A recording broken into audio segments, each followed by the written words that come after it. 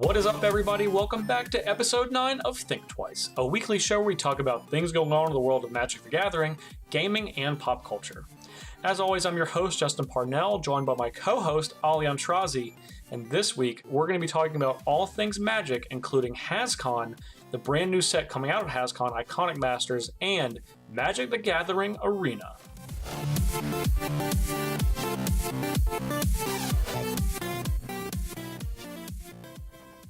All right, Ali, tomorrow through Sunday is the very first actual convention that has to do with Magic, and it's not a GP. Yeah, it's kind of weird. It's just Hascon is what we're talking about, and that is everything Hasbro. Yes, it's not just Magic, but it is a convention. It's going to have Magic there. This is something they announced, I think, almost a year ago. The tickets are quite expensive, so neither of us are attending. But this is kind of new territory for Magic. You know, we have Grand Prix, and there were times when they try to make kind of Pro Tours convention like when they're open to the public. And you know, early this year, I actually went to GP Las Vegas, which was a triple Grand Prix, but it had very much of a convention feel for a lot of people, especially the people that weren't participating in the event. But Hascon is a little bit different. This is something that is specifically run by Wizards. It's not run by TOs or anything. There are little Magic tournaments, but they're more of like side events. You're not going to find a Grand Prix or anything like the size of a SCG Open or anything like that. Yeah, they're very small. It appears like more for like casual. Yes. There's a commander things you can do too. It appears just to try to attract everything Hasbro. Like there's obviously Dungeons and Dragons. There's I believe Beyblade things, like My Little Pony things. Just basically a very casual Hasbro type deal. Nothing super competitive, but it's just very friendly. Yeah, and like open. you said, it is definitely aimed at the casual crowd, and that's not a bad thing. I mean, honestly, in my opinion, I wish, I think that's actually the way for Magic to grow as a game is whether it be tournament organizers or Wizards itself start really putting a legitimate focus on how the casual Magic crowd interacts with the game. And those are not the people that are going to Grand Prix. Well, and even if they are, they're not the people that are playing in Grand Prix. You know, Wizards always talks about how many million people across the world play Magic, right? Yes. And like only like what 1% not even play competitive Magic. Not even. If you look at Grand Prix attendance, Grand Prix DC, which is the most recent Grand Prix, was the last the last large tournament that Magic had was 1,600 players. This is like a fraction of a fraction of the amount of people that play Magic. If Magic is so important to those people, and those people actually do play, why are they not playing these Grand Prix events? Well, one, it's outrageously expensive just to play in one tournament. Yes. Two, these people are not focused on playing competitive Magic. They're involved in Magic as a brand, but not Magic as a competitive card game. Yeah, they enjoy the game. And three, in a lot of cases, I think there's not enough to bring people to one of these places to play. This is happening more and more frequently, like I said, with GP Vegas earlier this year. And this does happen at most GPs, but you have everything's kind of surrounding the main event, as it were, which is the actual Grand Prix.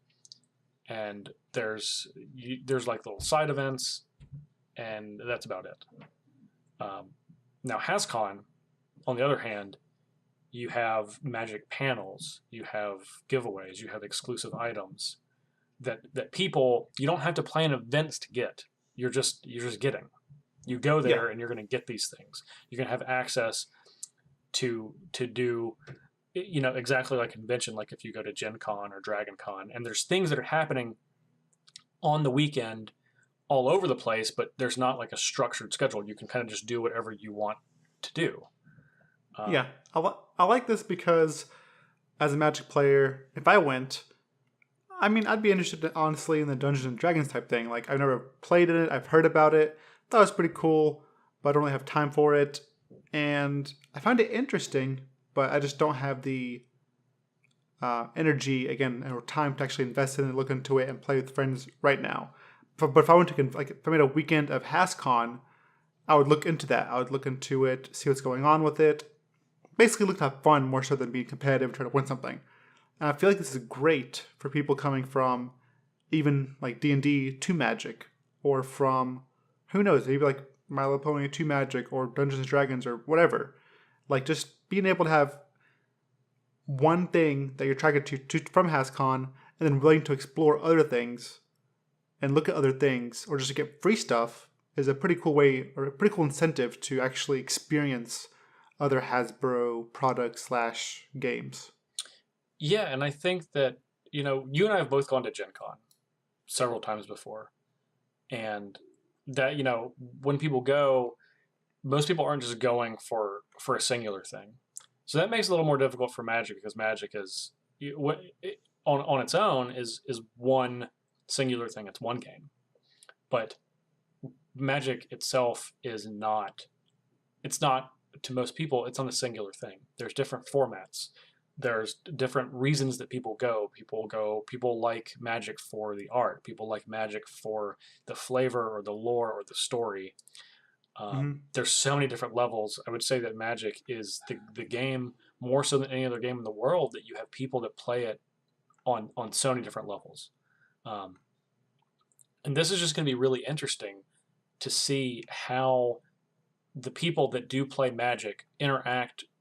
I don't want to say interact with the other people, but makes it sound weird. But interact with the other games, because like you said, there's you have, I don't know. I'm going to go to the Hascon's website off the top of my head.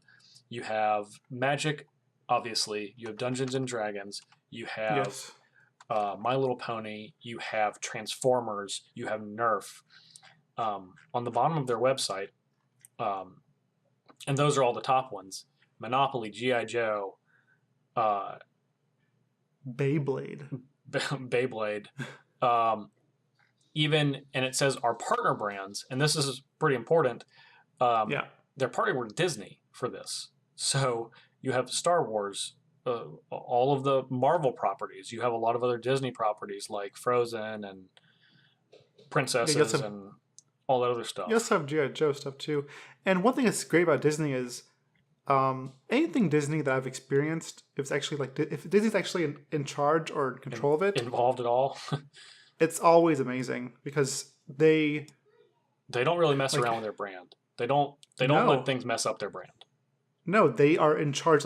If Disney controlled Grand Prix, for example, I know when I'd walk in, I'd be greeted by someone telling me what I could do, where I could go. They'd be holding my hand the whole time, asking me, making sure I was having a good time. This is what they do. And it's if you go to a Grand Prix now and you've never been, it's kind of like an overwhelming experience. You go in, you see tons of people, tons of booths. You see a table, see people playing, but you don't know really what to do. As far as any Disney event, though, they're definitely here's what we can do. Let me tell you what you can do. Let me walk you around. Let me give you stuff. They cater to you so well, and so hopefully this is similar here too. And I'm honestly one of the things we're going to be talking about coming up in a little bit is Iconic Masters, which is this is something that you're experiencing for the first time in full at this convention. And I'm curious to see outside of this what the rest of what this looks like for a Magic player. What are you able to take away from this? I don't mean physically, because there are stuff you can physically take away, because you have promos and photo ops and all that stuff. But what kind of memories? Yeah, what kind of how can we take what we have for Hascon and turn this into, how can we make this event that's just about Magic? And all of the things that you're saying, Disney is a great example because they are making, more so than probably any other company in the entire world, make it about the experience of attending whatever they're responsible for. Yes. And I mean, honestly, like I would absolutely like, and this is I consider myself a competitive player. I don't get to play all that often anymore. Life gets in the way as it does when people get older. But I would, and this is going to sound crazy, I would love for Wizards to like get rid of like Grand Prix as they exist currently. I think the game stands to gain so much more from a convention type atmosphere than like a tournament type atmosphere where everything is surrounding this large tournament. And this absolutely agree. And this kind of pulls them in one of two ways, because it's like, well, you cater to the casual players, which these are the people on the ground level that are talking about your game and are spending money on your game, and over, like, if you combine them all up, are spending more time with your product.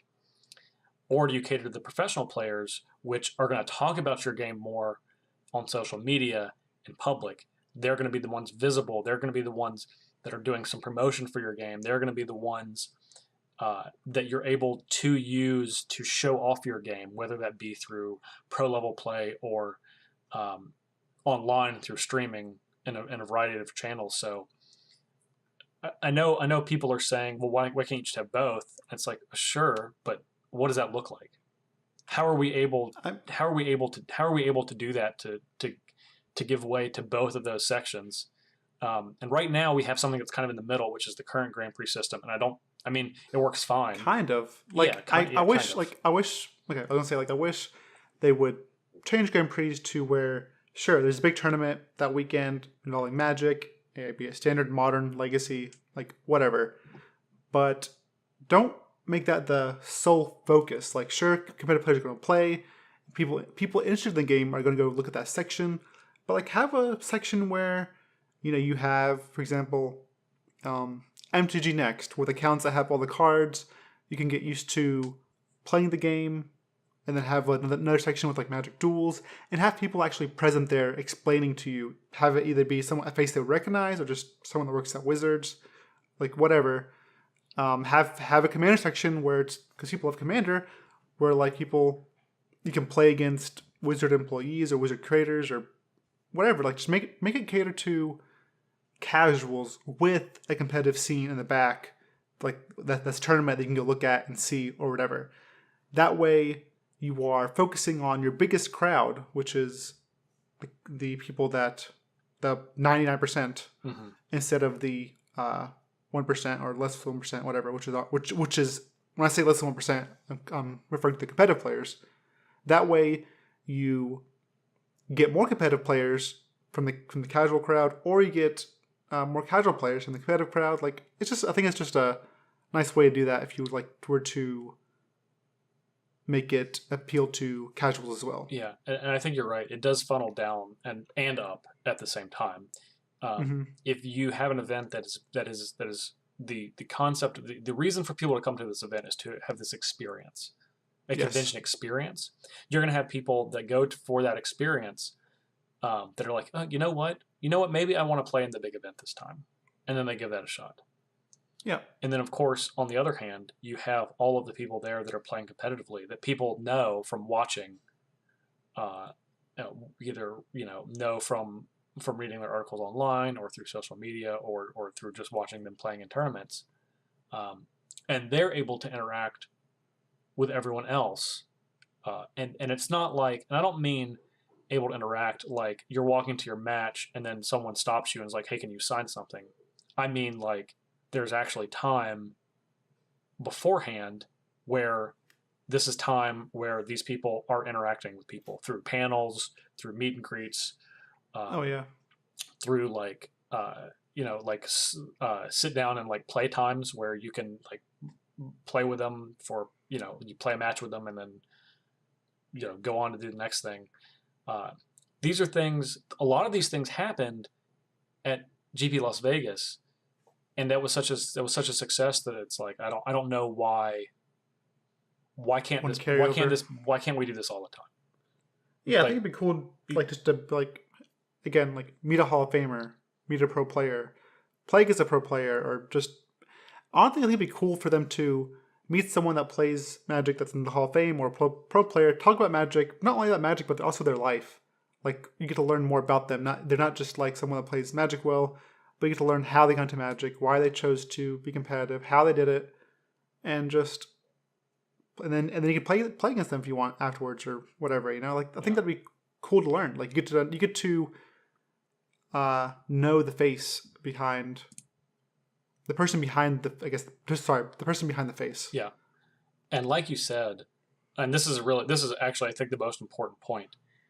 If we kind of make it to where the tournament, the Grand Prix itself, is in the background, you do not need. It does not matter that if this is set up correctly, where you have the convention experience first and then the tournament secondary. It doesn't matter how much promotion you do, because if you have a well-run tournament, and I think at this point, for the most part, Magic tournaments are pretty well run across all of the experienced tournament organizers. If you have a well-run tournament and you have prize money, which you're obviously going to have, just like you have in the Grand Prix system now, those people are going to come to those events. It doesn't matter if they're not the focus. People that are playing in Grand Prix, they don't care if this is like the focus of the weekend. That doesn't matter to them. They're there to play in the tournament. So having it to where you can have this overall experience for the people that are just going there, physically going. Mm-hmm. I don't want to look at how many people, or we're judging this Grand Prix success by how many people entered in the tournament. Well, that doesn't matter. That's not the point anymore. The point should be how many people were we able to get into the room? How many people paid for this experience?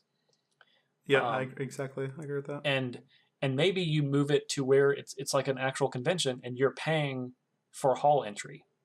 And then, on top, let's say that's $50. Enter into the hall, you have, these side events are either significantly cheaper or free to play. And then for another $20 on top of that, or $30, then you can, pay to play in the Grand Prix.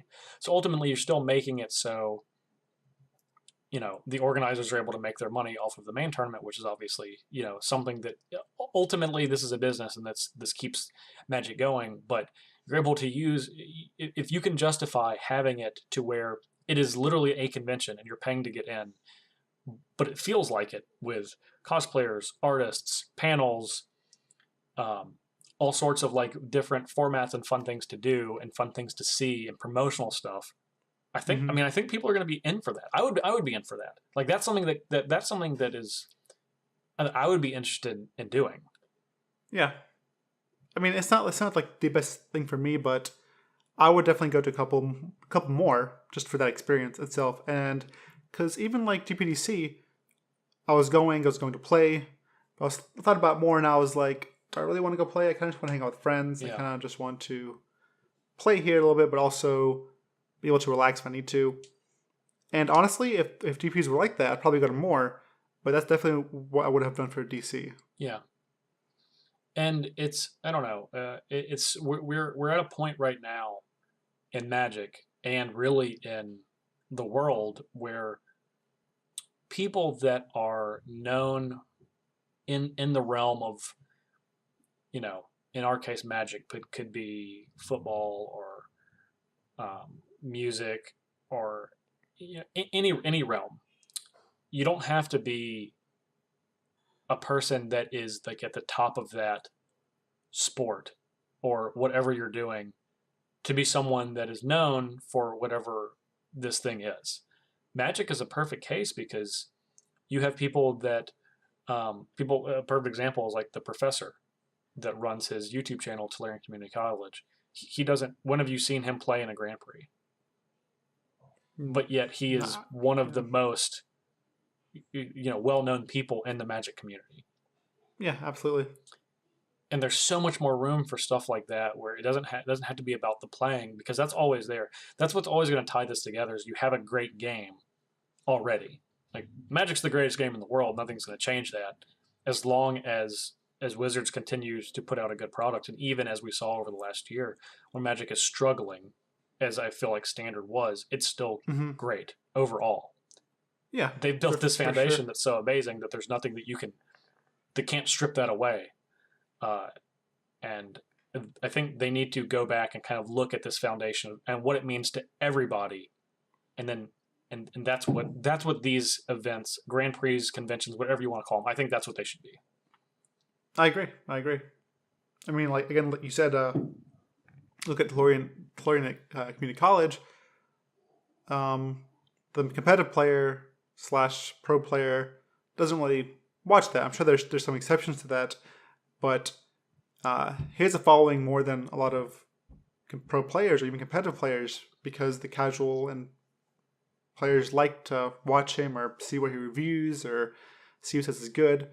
So I feel like we should try to cater more to them to attract more players overall. No question, no question. I mean, you could even look at even someone who plays Magic Online, Saffron Olive on MTG Goldfish is also one of the Mm-hmm. most well known personalities, and he doesn't play physical card Magic. You don't see him playing in events or Grand Prix or anything like that. Yeah. Um, there's a lot of room for that. This exists in all of these other areas that isn't Magic, and I feel like whenever it comes to stuff like this, worldly things, the Magic community is sometimes slow to latch onto it. Um, we've had this system in place for so long of how we run tournaments and how we have gatherings of people, um, and we just keep doing the same thing. And I hope that Hascon now shows us what we're capable of doing, and and kind of and move from there. And hopefully this just creates something better. I don't know. That's I'm hopeful, but I'm cautiously optimistic, is what I'll say. There you go. Those are good words. Okay. I agree. And I agree with you. Anything else on Hascon, Ali, No, specifically? hope it's great. Hope they knock out of the ballpark, and it makes me want to go next year. Yeah, So me too. I hope this is something that continues to happen, or something that this morphs into, so we can just go. Okay. All right. Something else that is going on at Hascon is the first and full look at the brand new iconic Masters set that comes out later this year. So Ollie and I, we are going to dive into that in just a moment.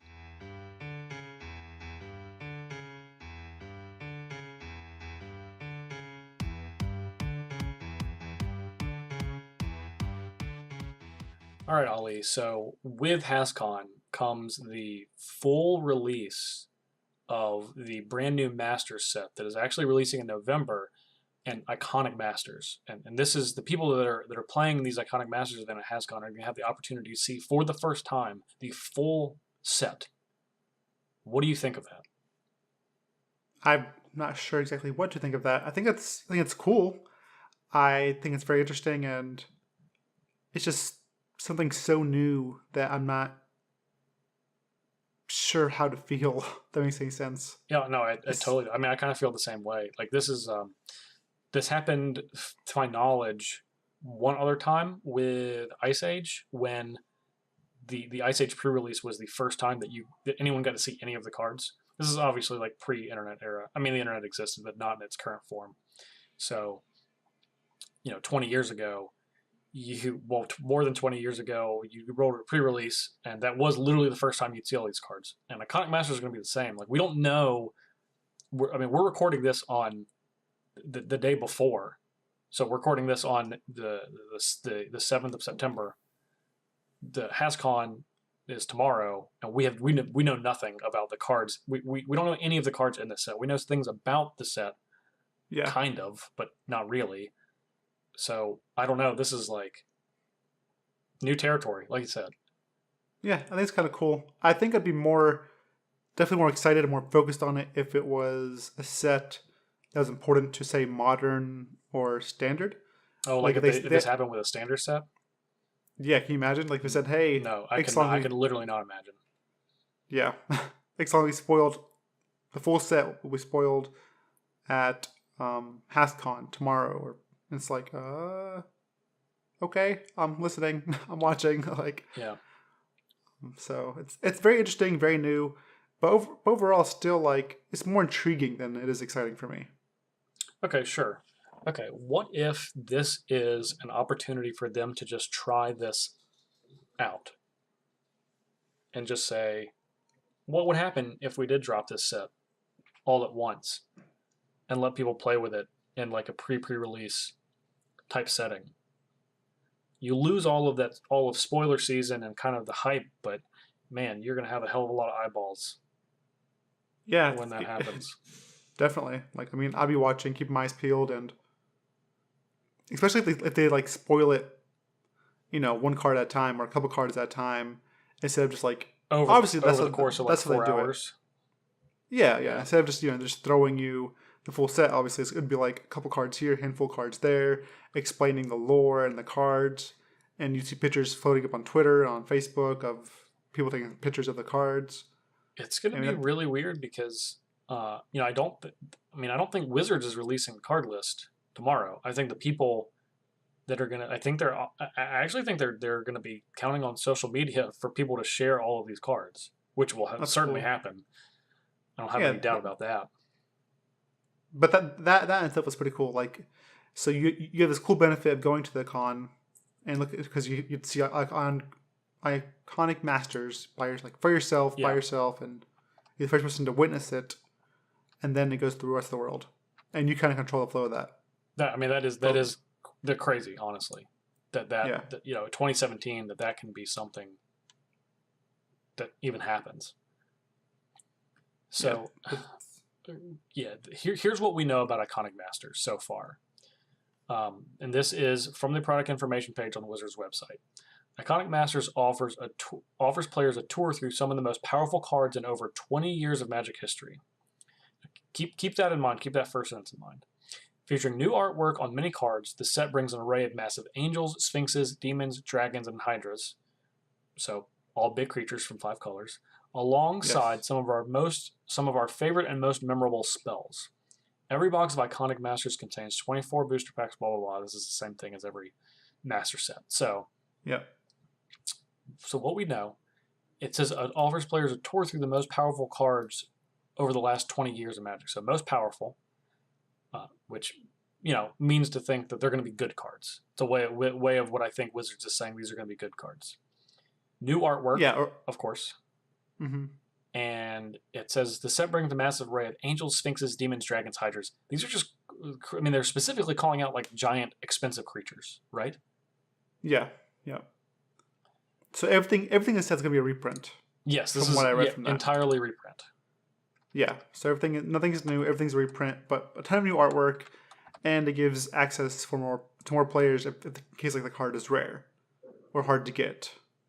So it's interesting. I think when they mean powerful, I don't think they mean powerful overall per se. Maybe. Some cards are that way, Yeah. but I think they mean iconic and powerful for their timeline or their when they're legal and standard or modern or extended or whatever. Yeah, sure. And I agree. I think like when you're playing them or when they're in play, they're powerful, but not necessarily in the context of what we think of as like competitive Magic powerful, right? Right. Like for Like example, Draco is powerful because it's a 9/9 dragon flying trampler, but it's not necessarily powerful in the sense of you don't want it in your hand because it's expensive and difficult to cast. So I don't know. This is like I said, I'm not exactly sure what to make of it. What something we were talking about before the show is like what do we think are going to be based on that description, which is all we have to go off of at this time. What do we think? What are your just raw guesses for the top 5 cards in the set? well, for me, I was trying to think of okay, what's my first thing I think about? I think about Angel. Like what for me? What is the first Angel I think of that's big? That's not Sarah Angel. That's like Yeah, because iconic. yeah, I agree. I think Sarah Angel is now and forever will be the Overdone. most iconic Angel for sure. Yeah, Which I and do it's been think is going to be overdone. in the set. I do think it's going to be in the set, Okay. but I think it's going to be an uncommon. Yeah, well, that's fine.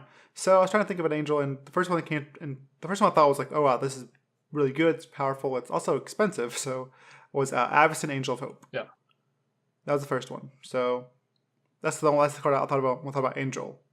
And for Demon, I was like, okay, what's the most powerful Demon? What's a good one? And the one that first came to mind was Grizzlebrand. Grizzlebrand was played in Standard, was played in Modern, was played in Legacy, even played in Vintage. Like that demon, even Commander, like his Bandit Commander, that demon is everywhere.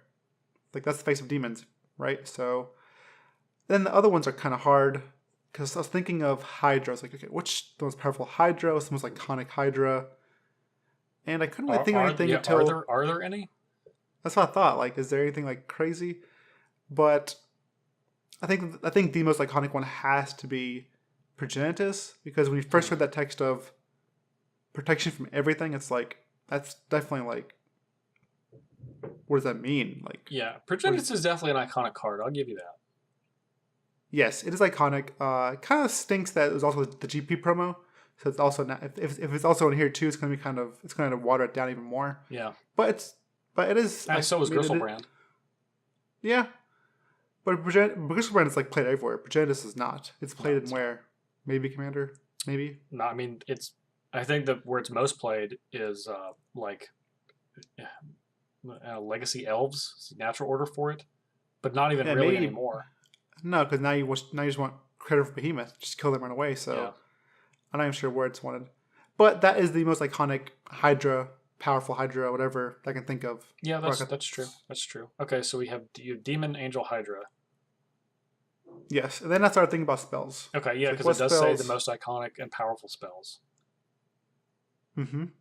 So I was trying to think of what spells are played, popular, and kind of maybe even go with the theme of the creature types.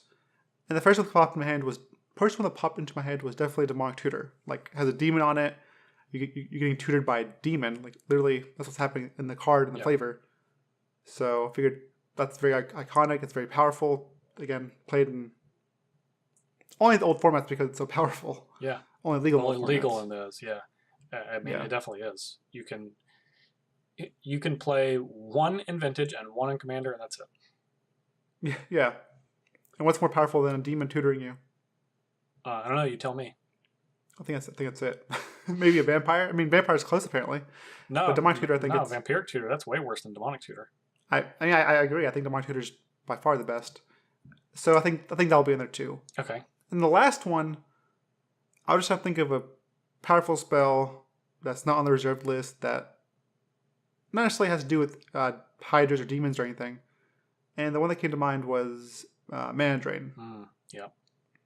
That's a super powerful spell that's played in Commander, Vintage. Kinda, but yeah, sure. They're trying to make it played more anyway. Sure. And it's just a very powerful spell that does very unique things and it's very crazy and cool. To be fair, back in my day, Mana Drain had a drawback of, because you counter a spell and you get the mana on your first main phase, and you're like, Ollie, that's all benefit though. Well, back in my day, there was a thing called mana burn, and if you didn't use your mana by either in the phases or end of turn, you'd take that much damage. So if you had like 5 unused colorless mana, you couldn't pour it into anything.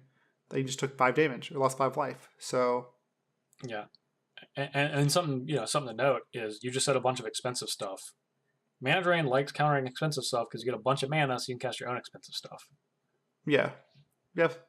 Specifically artifacts. I think the number 1 card. Well, I think Mana Drain is the number 2 card that I think is going to be in the set. So I definitely agree with you. That's okay. We got Force Will out of the way with Eternal Masters last year, and Mana Drain's kind of the big. This is an expensive card, but we don't really have a good spot to reprint it, and I think it is iconic. I don't think anyone would doubt that. It's arguably the greatest counterspell ever, even though I think it's I think Force Will is the greatest counterspell ever, but the greatest the greatest counterspell you have to use mana on is probably Mana Drain.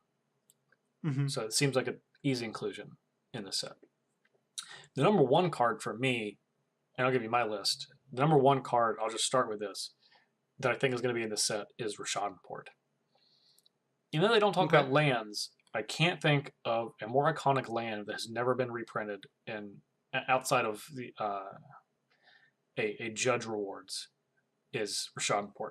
They already have this brand new art for it. It's only available in foil through Judge Rewards, and I think that like if I were betting, that's the number one card that I would bet that's going to be in the set. Mm-hmm. Okay, so we have Rashadenport. Rashadenport, even though it's not a dragon or a demon or an angel. It's not. None of those. However, I do have an angel and a dragon on my list, and they're both from. They both have only been printed in core sets, and that is Baneslayer Angel, which I think honestly is one of the top 3 most iconic angels in Magic history. Which is kind of crazy to say, but we're like 7 years removed from first seeing Baneslayer Angel, so it's had plenty of time. There was a time. Do you remember when Baneslayer Angel was $60 when it was in standard? Yeah, that's I do. Crazy. Yeah, I think for me, Baneslayer Angel was the first angel. Was like, hey, guys, I'm not just casual. I'm an angel that you can play in standard and be competitive with.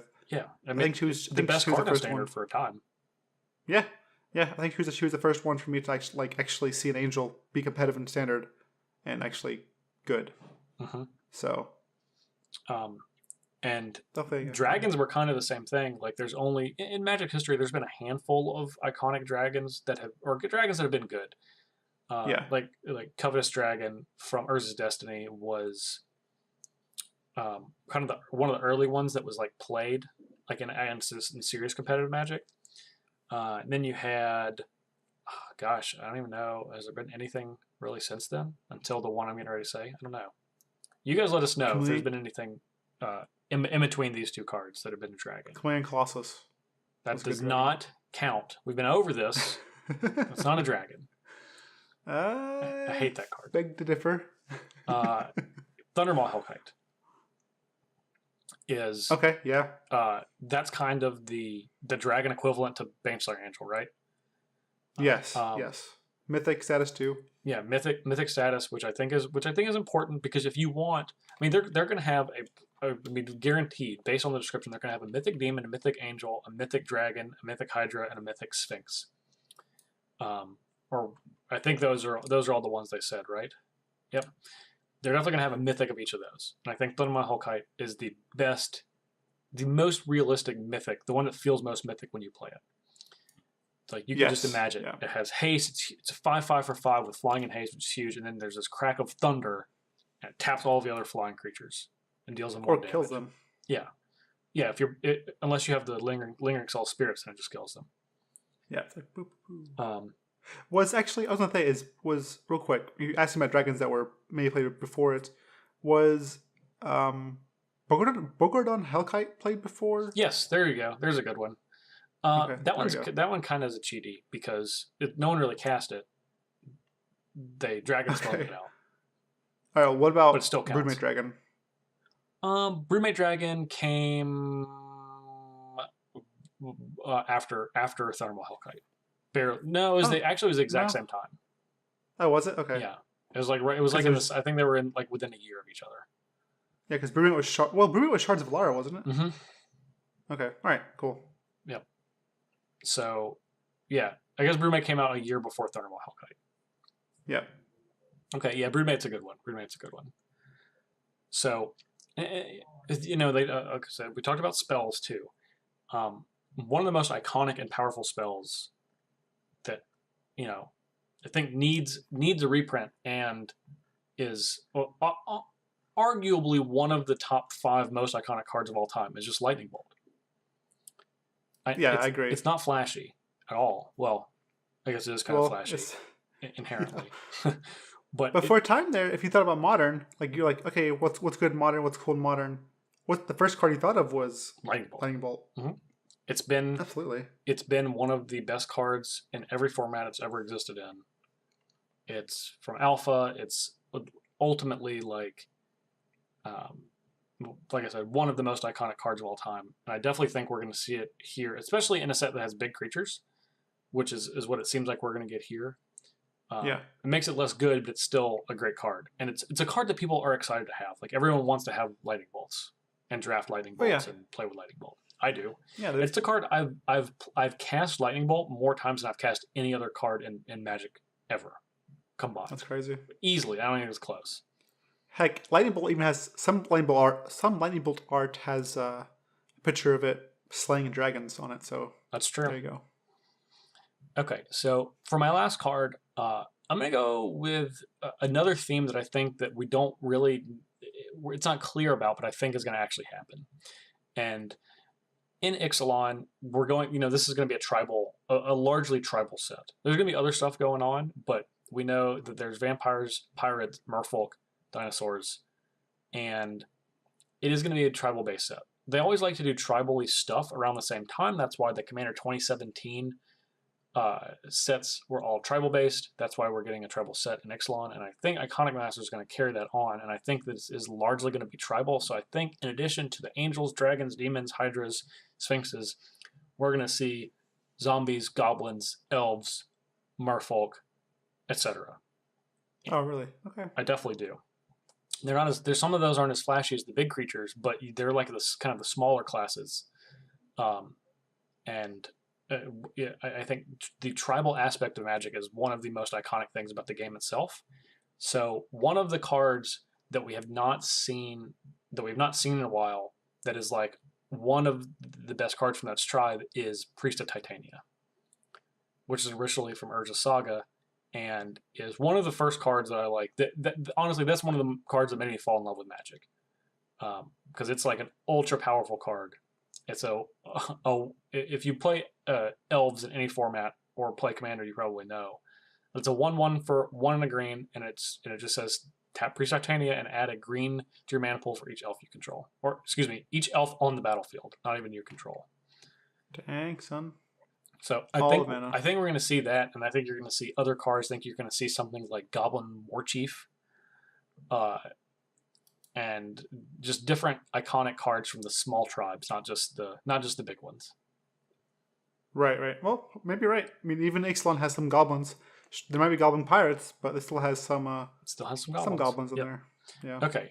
Now, we've talked about Iconic Masters, but there's another master set that is literally right around the corner that we know even less about than we know about Iconic Masters.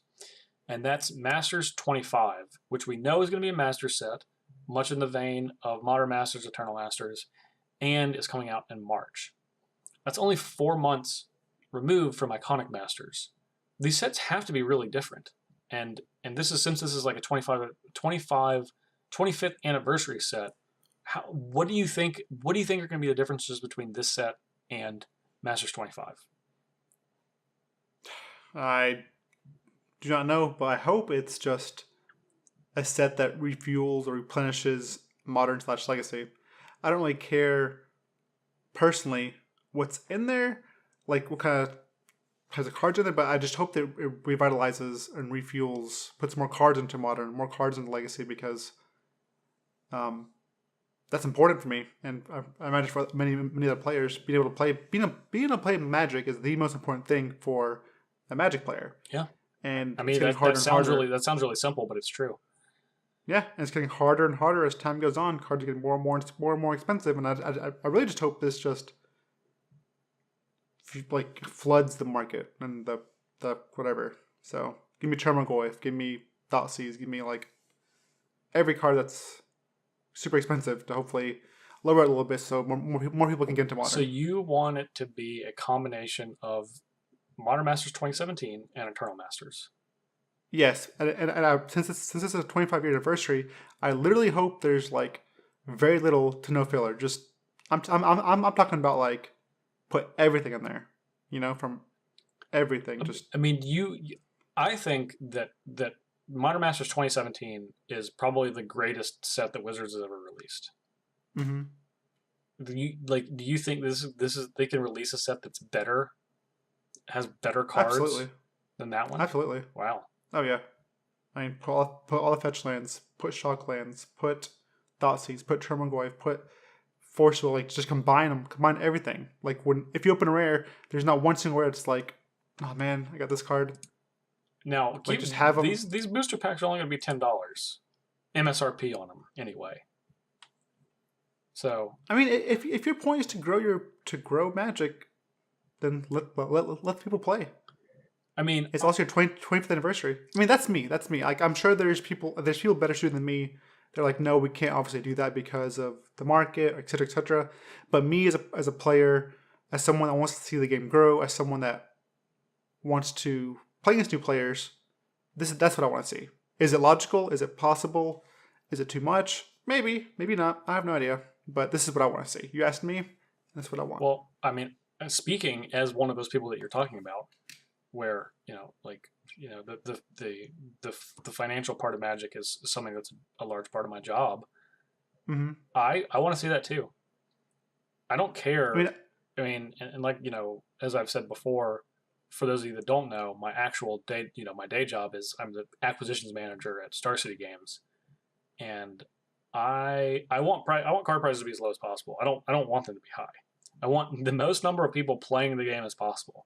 It helps everyone. It helps us as a business. It helps each of the players where prices are low.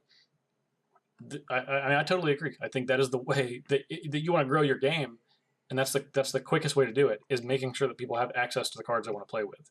You have a ton of awesome cards. Make sure people can play with them. Yeah, that's what I want. Now, the downside of that is you're going to have retailers, and all retailers, not just some retailers, but you're going to have all retailers that if they see this incredible set, that these booster packs are not going to be $10. And then what do you do? I mean, we live in a free economy. People can charge whatever they want for these type of things. And what if you can't get a Masters 25 booster pack at $10? Well, then what? What have you then as Wizards? What have you accomplished? Because Wizards doesn't sell. You can't go to Wizards' website and buy booster packs from them or booster boxes. It's all through distribution. Distributors are going to raise their price. Retailers are going to raise their price. It costs more for players, and then we're kind of in the same thing where it costs Wizards the same amount of money to print this stuff because it's all cardboard to them, right? Right. But well, as long as it's not like something outrageous, then I think it's okay. But if something outrageous, I mean, Magic players will do what they always do: go on social media and complain about it. Yeah, but then what does that do? Well, it depends. Like if someone's selling a $10 MSRP pack for $50 or $30, like. But what if people are buying those? That's the thing. Then what have you accomplished? I don't know. I mean, you made a set that people want, apparently. I mean, which is good. Okay, so I said that Modern Masters 2017, in my opinion, is the greatest Magic set that exists. Okay, right. So I'm gonna go on StarCityGames.com. We're out of stock, but most recently the booster packs were $9.99. So if that set can be $10 and they print enough of it, then I guess I don't see why these other sets couldn't either. But it's dangerous, is all I'm saying. That's all I'm saying. It's just dangerous. You gotta take some risk for the reward. You do, and I hope. God, I would love to see a set where there's no bulk rares, where every card is great. The commons and uncommons, that's fine. Well, you're gonna have cards that are not expensive, but you can just print all good cards. It is possible. But then, I don't know, what does the set look like? Does it look like you just shoved a bunch of good cards in a booster pack? And it's like, yep, this is a set. There's no cohesion. I think that's great. Why not just have one set that's not just entirely focused on draft? Make it focused on replenishing the market or replenishing your player base. I think it's okay to have one of those sets. I don't think people agree with me. I understand you want to make it draftable and you want to make it that's something that's really important to them, which I understand. I understand too, but I think it's okay to have your 20, maybe not, maybe not the 25th anniversary one, but is it not possible to do that? Have every rare be something you actually don't mind opening and not be bulk. Do you have to include, Shivan Dragon or some random card that Hey, now Shivan Dragon. no one That's for plays. Iconic Masters. That's not for Masters 25. Yeah, but you know what I'm saying. I couldn't think of anything else really. But I don't know. like, It's an interesting question to ask. Can a set like that exist, like in good conscience, where the intent of the set is to literally just refill the secondary market? I don't know, because I don't think Wizards operates like that. They don't, yeah, they don't address the secondary market as existing. They don't talk about card values.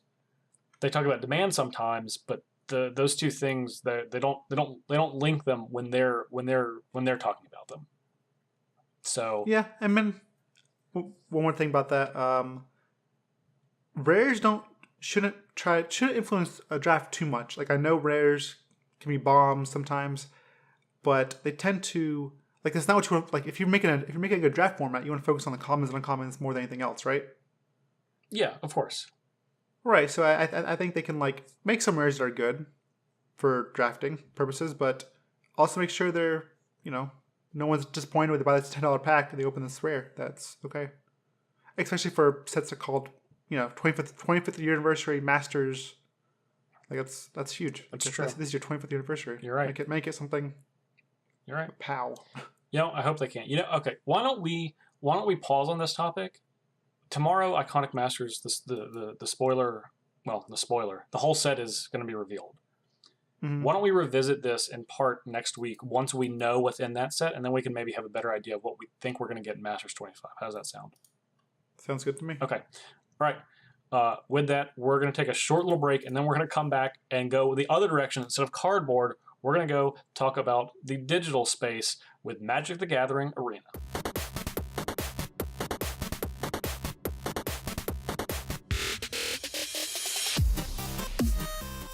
All right.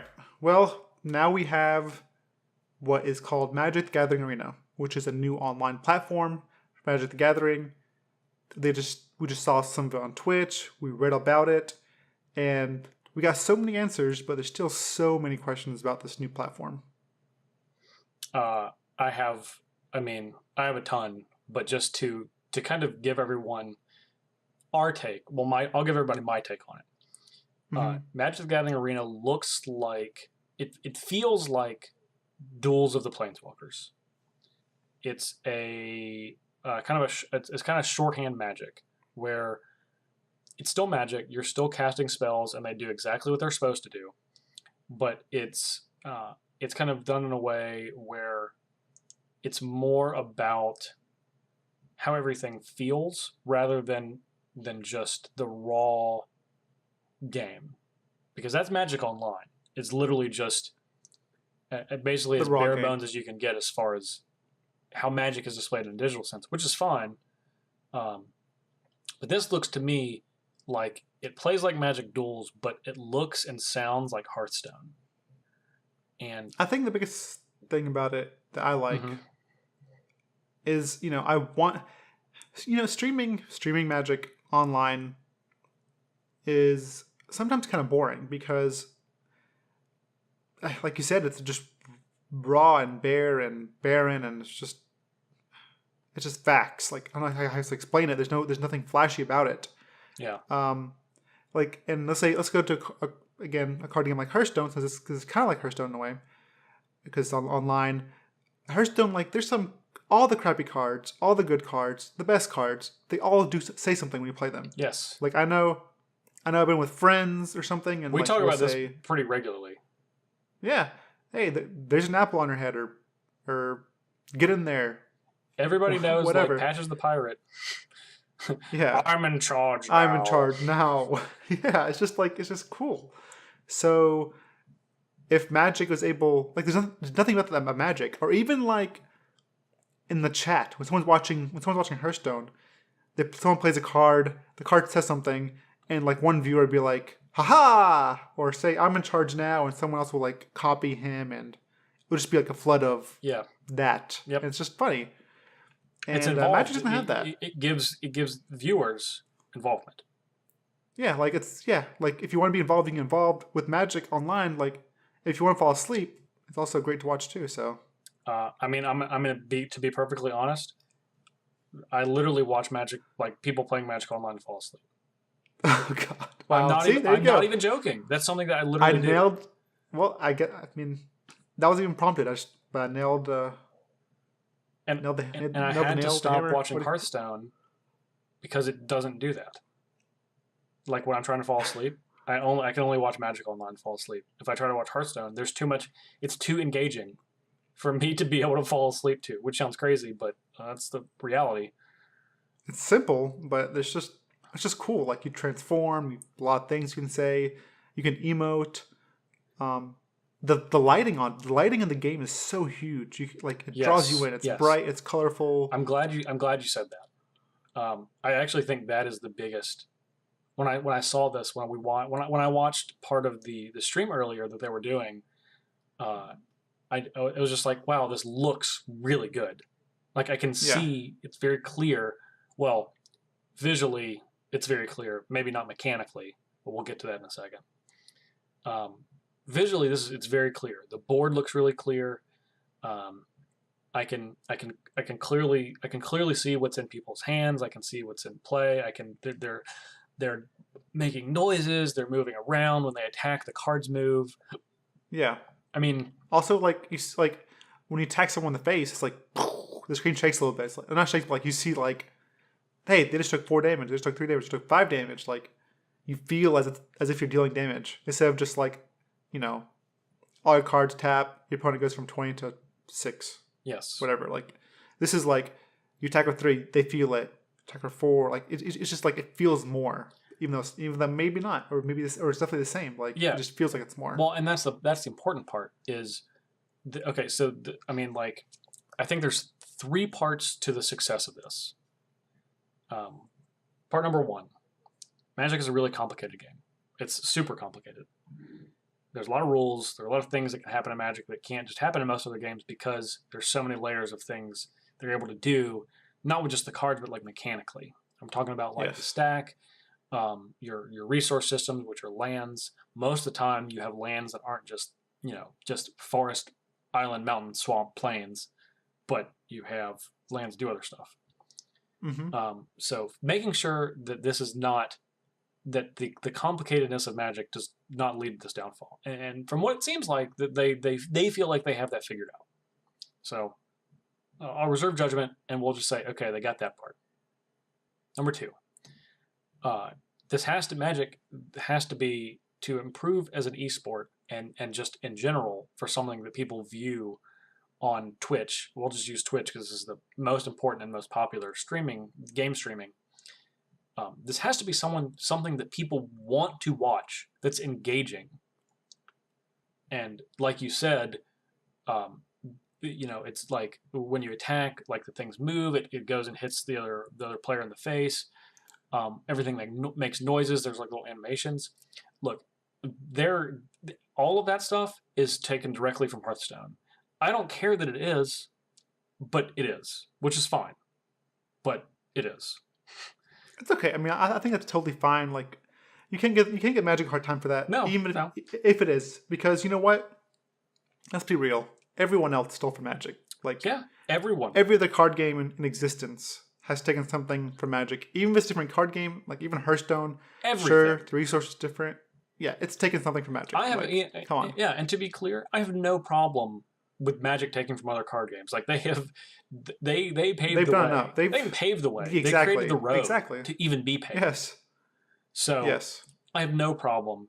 Now I do think and we'll get to this a little bit more about Ixalan. I think Ixalan's taken quite a bit from Hearthstone specifically, but yeah, I have no problem. You know what? Hearthstone did figure it out, and they figured out how to make a TCG or a CCG, in this case, engaging and fun to view and feel like an experience. Magic should just take that. They figured it out. Don't reinvent the wheel. Just take part of the wheel. That's fine. Yeah. I'm like, and for the people that don't think that's true, I'll ask you one question. Do you think we'd be having Magic Arena come out if Hearthstone never came out? No shot. Not even a shot. Yeah, no way. We're not even having this conversation. Who cares? Just play Magic Online. Play your basically black and white program that sounds like it was made from an 8-bit video game, And there's no reason to change it. No reason to change it. But now you see like there's Hearthstone now. There's Hex. There's Eternal. There's all these like card TCGs that are coming out, and they all visually look better than Magic Online. So this is Magic the Arena is not like it's not like coming out to compete with Hearthstone. well, I think it is. I mean, I think it's just all these new CCGs that are trying to come out that are trying to overtake Magic, and some are overtaking Magic because it's just an easier platform to cards off of, or they're free to play, or it's visually better. But now Magic's like, hey, I'm the king. I'm coming. I'm making this. I'm making myself beautiful, just like you guys, and I have a lot more. I can have a lot more design space. I can have a lot more, whatever. Yeah. Or equally as much as you. So that's pretty cool. The last thing I think is important is what you just talked about. You said free to play. The only thing that is more important than people's money is people's time, because people's time will eventually lead to people's money. All of these other online games are either extremely cheap to play or can be free to play. Yes. And since we're going to continue to make comparisons to Hearthstone is a game that you are able to play for free. You can even play competitively for free after a little while. It takes a little while to get there because you just need to get you need to get enough in-game currency to be able to spend on packs in the game.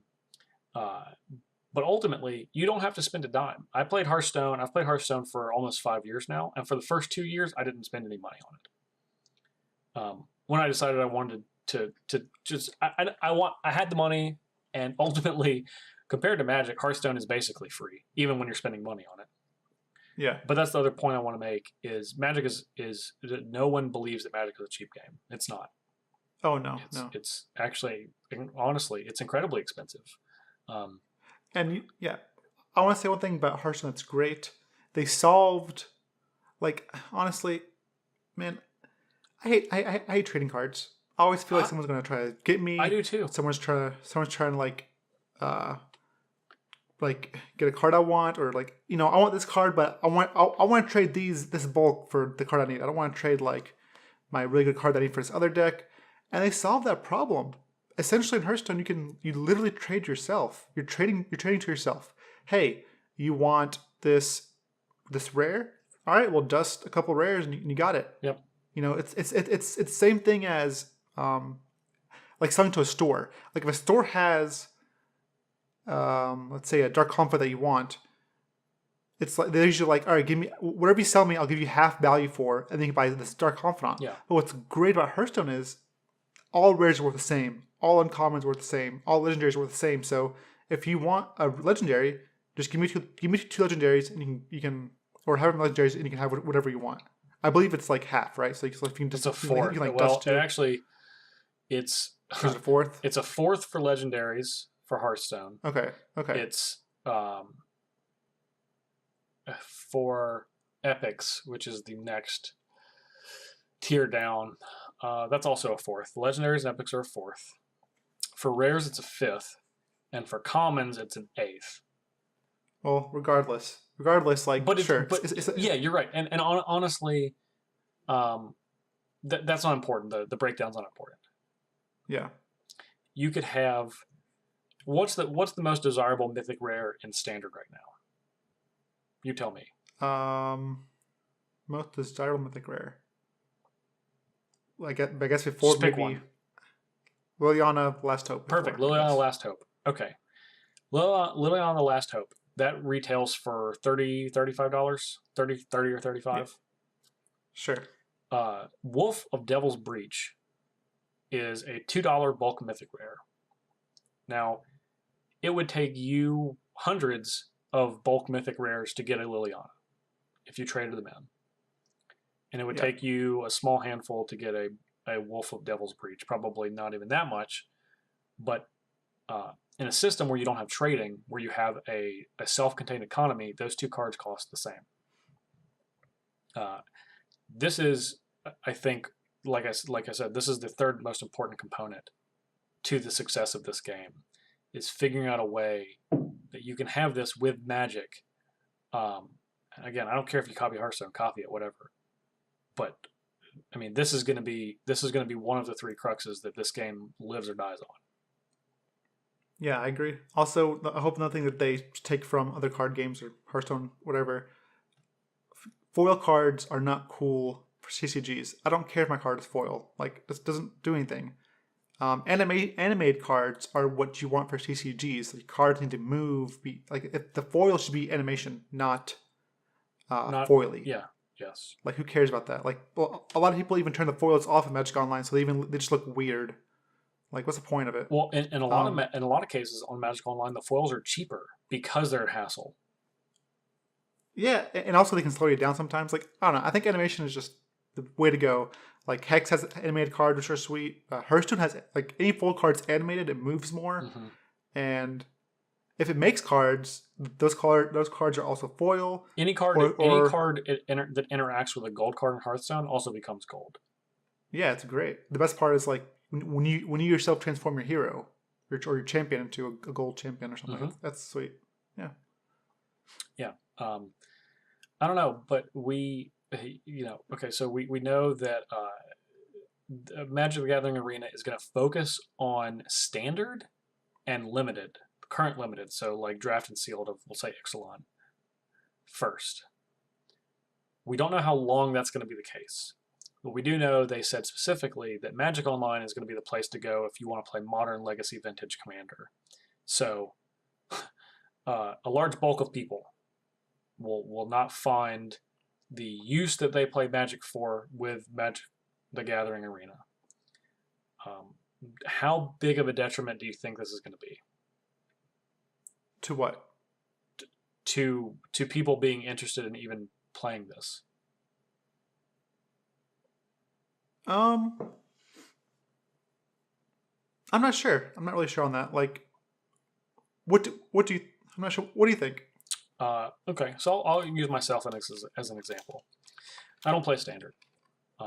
It moves, it changes too much. I don't really have the time to invest in playing standard. I like non-rotating formats because I'm able to learn those formats. I know the cards better. I've played with the cards, and I have to take too much time to learn standard and kind of figure that out. So right off the bat, if this game works how it's intended to, I'll be interested for that reason, but not because I want to play standard. So I already have a mountain to climb there. On the other hand, I love limited. I actually like limited more than I like constructed, but it's so rare that I'm able to play it because I don't play Magic Online. I don't play Magic Online. I don't get to play very much in person because, unfortunately, the area that I live in, people just don't like playing limited. They like playing constructed. So when I moved here, I basically stopped playing limited, which sucked, but that's kind of how it is. Yeah. If this game has a good limited client, and if I can draft with in-game currency, you have me hook, line, sinker. Like the crazy thing is, they need Wizards of the Coast absolutely has to get me to play this game, me specifically, because I play other card games online. I play Hearthstone. I play the Pokemon TCG.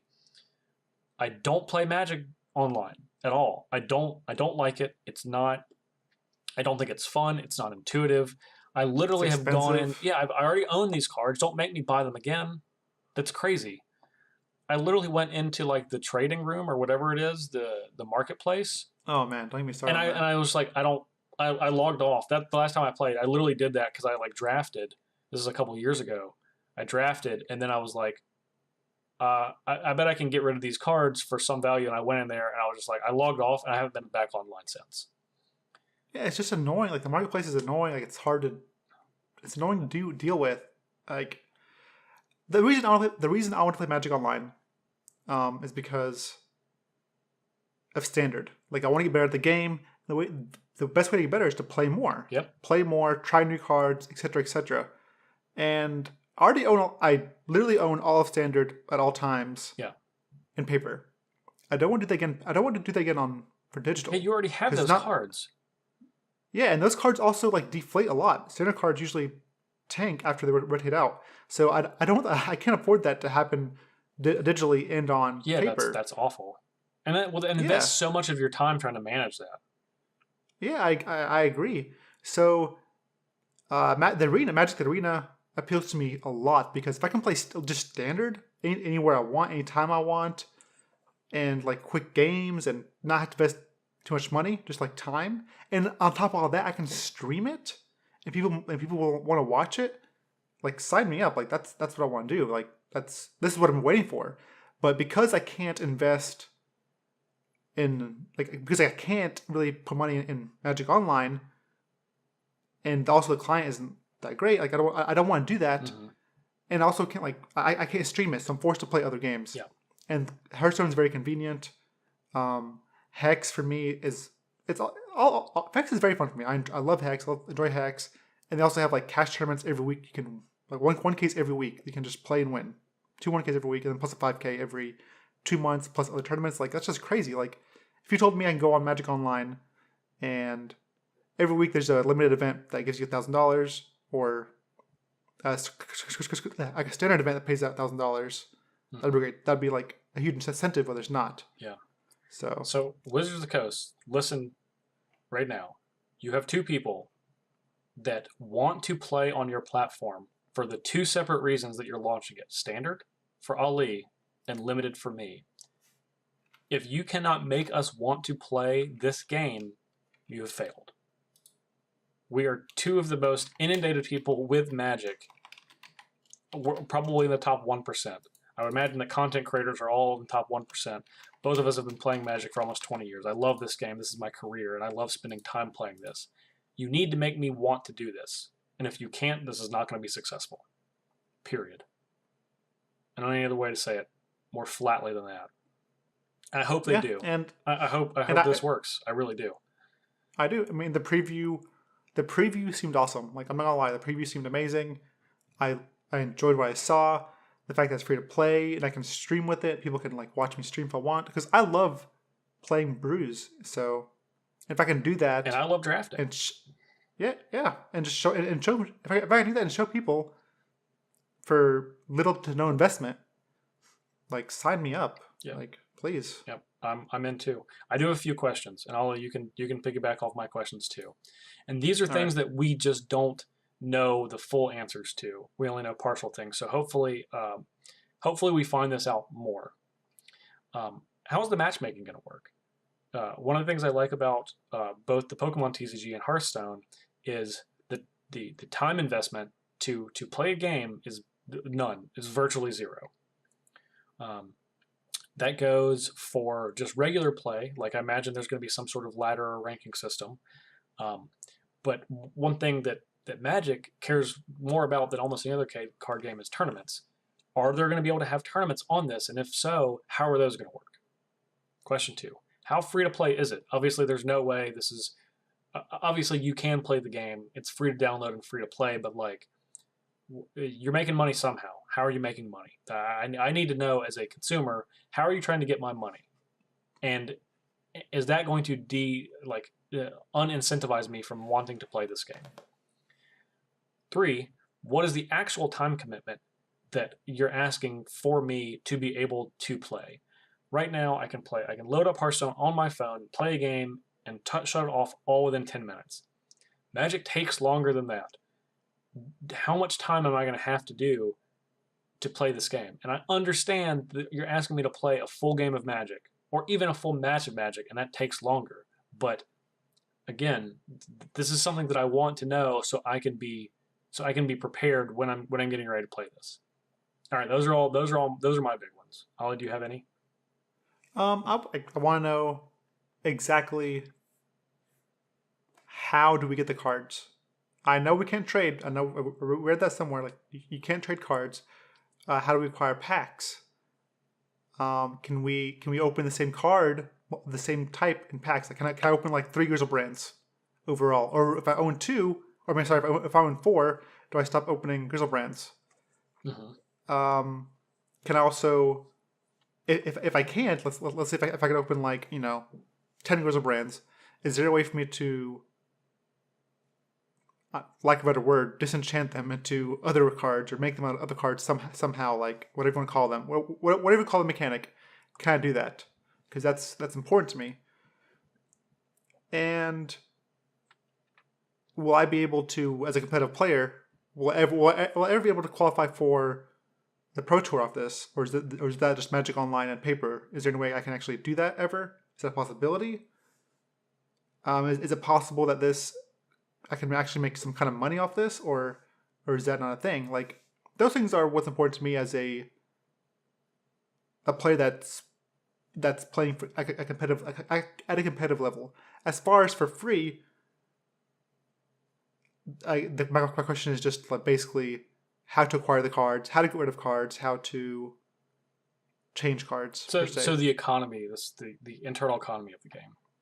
Yeah, I think it's very important. Also, like, are we gonna have quests? Like, I think the game needs to have some sort of hold your hand type deal. Like win 3 games, or play this card, or do this, and here's some free money or some free currency, online currency. Yeah. I don't know. I think Hearthstone has a lot of it figured out, and I think Wizards should generously borrow from them. Well, I yeah, Hearthstone does have a lot figured out, but also it's also lacking a lot too.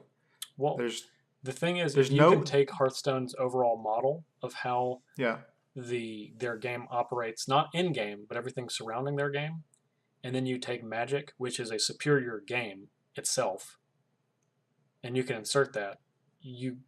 That's how you win.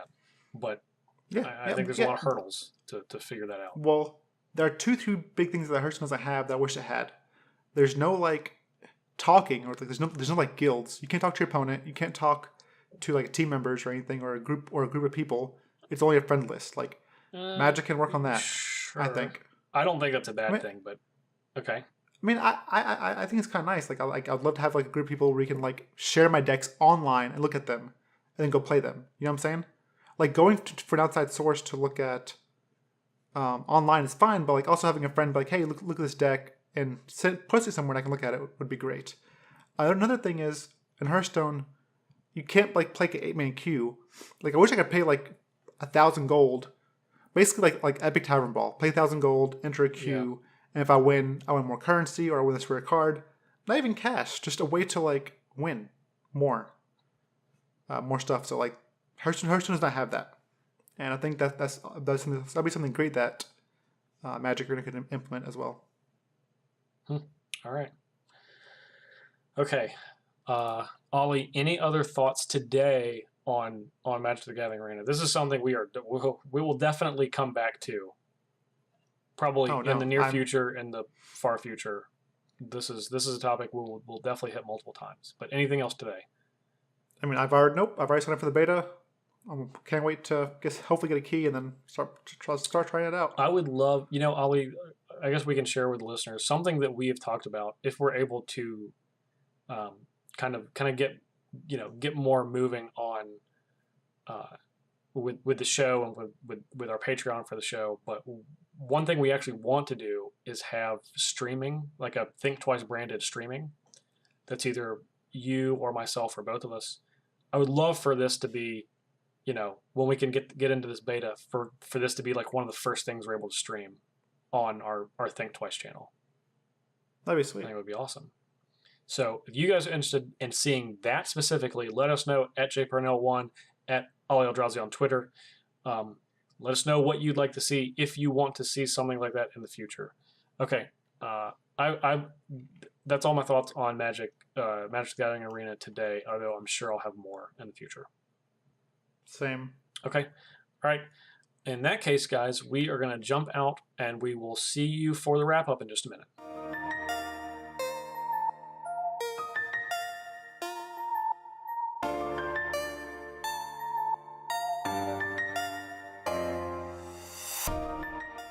All right, so now that all the Magic's talk out of the way, I can talk about the other awesome stuff that's been going on in my life. Namely, I had a pretty eventful week last week. I worked GPDC. I'm in charge of the sales booth, the Sources Game sales booth, so I was pretty busy, but I did have a chance to play 2 games of Commander with fans that were able to catch me during my break. So that was a lot of fun. So I want to thank everybody that was able to play Magic with me and all of the tons of people that got me to sign stuff, take pictures, sign cards, play mats, etc. It's always great when I see all you guys in person. I even had one guy specifically that was like, "Hey, I'm really enjoying your podcast," and that was like, honestly, of all the people, because I get talked about with Commander Versus so much. That guy that told me he enjoyed our podcast that we're doing right now, that was the most meaningful thing to me that anyone told me all weekend. Honestly, Yep, I had one person say that to me too, and that's awesome. that was, yeah, it's great because sometimes we wonder like, are we talking into the void? Are we talking to each other and no one's listening to this? Yeah. Is someone listening or yeah? So it's great to hear people say they listen or they like it or get feedback because I'll be honest, like we ask all the time for people to tweet at us or email us or talk to us, and some we don't know. We're not 100% sure you guys exist. Yeah. So yeah, we're trying to, we feel like we're making a fun product for people, and we just want to know that people are actually listening and enjoying it. Yeah, of course. Yeah, so we enjoy doing it. Yeah, because we enjoy doing it, exactly. Yeah. Okay. So, go ahead. I have a couple big tournaments coming up. They're next weekend, but they're still pretty big. Okay. We have Nationals coming up, U.S. Nationals coming up next weekend.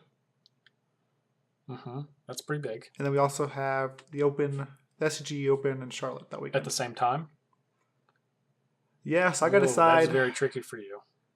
I got to decide which one. So hopefully by next episode, next week, I'll be able to pin that down and tell you guys which one I'm going to. But so the reason it's so hard is because I live in Charlotte. So the Open is in Charlotte. It's modern. It's in my backyard. It's very convenient for me. But Nationals is it's more expensive. First of all, it's expensive because it's further away to get to. The entry fee is $75. I'll also have to get a hotel or find some place to stay. But the biggest draw is, I mean, I won the last U.S. Nationals. You're the defending national champion. Yeah, so like I kind of want to go and defend my title, but I got to weigh I got to weigh all that together. Like, do I want to play in my backyard? Stay home, or spend some money, go defend my title, and try to win some glory, I guess. So I already gave you my vote. I say you go to Nationals. It's not right if you're the defending national champion and you don't go try to defend your own title. Well, we'll see. People got to tune in next time for me to give me my final answer. Okay. All right. So I also football season starting for me. I know it's not for you because you don't know what football is. I don't watch football, or care much for sports. But I do, and I know football means two things. One, football itself. I'm a big NFL fan, and fantasy football is starting. So over the last couple of weeks, I drafted the 2 leagues that I'm in. I've cut it all the way down to 2 over the last couple of years. I used to do way more than that. But I have a keeper league that I'm in with actually almost everyone in that league plays Magic or has played at some point. And that's where you keep a certain number of players every year and then draft a few other players to fill your team out. And then we have a league. Shut up. You don't have to listen. This is for everybody else. That is all people that have worked at Star City Games or currently work there. So that one is a ton of fun. That one is always around 16 people every year. This year it's 14 because we had 2 people drop out at the last minute, which I'm the commissioner of the league, so it made me quite upset. But I won't get into that. So I'm not usually one to talk about my fantasy football stuff because I feel like everybody does that and no one really cares. But I'm just super pumped that that's starting back. Yeah. I'm done, by the way. I'm done talking about it. Hallelujah. As you poo-pooed it with your yawn. Praise Crufix. Whatever. Anyway. Also, last week, actually this week, just yesterday, or 2 days ago, I got to go see a concert with my girlfriend and her brother and her brother's wife, Future Islands.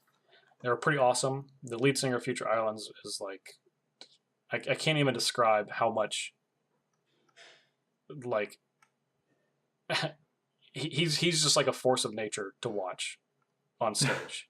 He literally moved the whole time without stopping, and his singing voice is very different than his speaking voice, which always throws me for a loop. But they were very, very good. I'm not like, I wouldn't say that I'm like a huge Future Islands fan personally, like going into the concert, but I enjoyed it a ton and was super glad that I went. Live music is always great, and they for sure put on a good show. So if you ever have a chance to see those guys, they're phenomenal without a question. All right, that's all I have. All my stuff to talk about. I feel like I'd had all the stuff at the end to talk about. Yep. Well, I'm glad you got it all out, buddy. Oh, thank you. That makes me feel you're just waiting for me like a hot bag of air, waiting for me to deflate. Well, you're not wrong when it comes to football. That's exactly how I am. Okay, shut up. All right, Ollie, where can people find you? You can find me on Twitter or Twitch twitter.com/Ali Aintrazi or twitch.com/Ali Aintrazi. You can also find my work. I write articles for gatheringmagic.com. They come out on Friday, same time as this podcast, which is convenient. Also, if you guys listening to this, my article this week is about Ixalan in rotation, what it means, like what tends to rotate out, what decks remain good that don't lose much of anything, and I tell you why I believe what cards you should sell, what cards you should keep because of the new Planeswalker rule.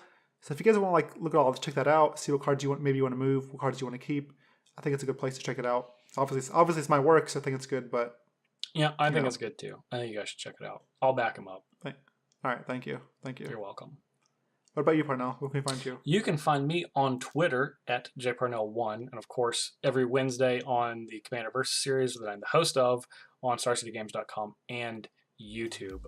We just finished up our season finale episode last week, where I played Chainer and was victorious because I got to play Mono Black. They don't let me do that very often because I always beat everybody. I'm not even joking. We actually had to sit down and talk about it. Like, you can't just keep playing Mono Black.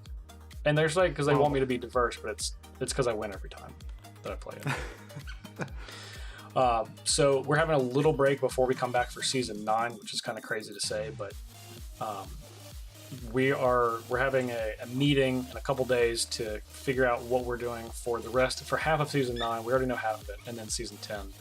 So yeah, we're preparing. We're gonna try to make it real awesome, as we usually do. Oh, awesome. Well, if you guys want to support us, make sure you can check us out at Patreon at www.patreon.com/thinktwicemtg. Yes. You guys, we want to give a specific shout out to Daniel H., who was our newest Patreon subscriber. Daniel, we appreciate you very much, more than you probably know. Yeah, I mean, you are what's going to help keep the show alive, keep us going, so it means a lot to not just me, but all of us, that you are actually showing your support by giving us cash. So that's amazing. Yeah. So thank you very much. With actually supporting us. And I promise, I did a post last week on a pretty lengthy post on the Planeswalker as commanders discussion that I brought up, that I've kind of been talking about a little bit. And we will certainly have one this week for all of our Patreon exclusive supporters. So thank you guys that are supporters so far, and we will try to continue to make content, especially for you guys that you guys can see. Yes, I will definitely get more so on that too. I know I've kind of been slacking, but I will definitely. What? I think, Ollie, you should throw up some of your Ixalan deck lists now that you have a bunch more of the set. I think that's what you should do. Okay. All right, I can do that. And I think people are going to agree. Okay, if you guys want to contact the show, you can contact us at ThinkTwiceMTG on Twitter. And if you want to contact us in a little more personal setting, you can email us, thinktwicemtg@gmail.com. Outside of that, we want to give a thanks to our director and producer, John Choi, and our graphic designer, Amber West. Obviously, as we say every week, this could literally not be possible without all of their work. Ollie,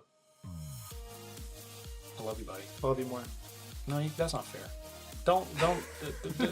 It's not people you love. You don't say I love you more. It's not a love battle. I mean, I'm just Everyone. I had to be. Everyone's supposed to win. It's supposed to be even. Well, I just had to beat you first. Well, that's You always say first. So. well. That's I even paused to let you say it first, and then you just hit me with Well, I more. did. That's not right. It's not right. Anyway. All right. Okay, that's all for this week. Thank you guys for listening. We love you guys very much. Ollie, I still love you too. Equally. Love you too. Thanks, buddy. Awesome. Okay. All right. Well, guys, yes, have a good weekend. Enjoy your time. Play Magic or do whatever you do. And as always, thanks for listening. Appreciate you being here and giving us letting us fill your ear holes in your time for entertainment. So thank you for that. Yep. Thanks, everybody. See you next week.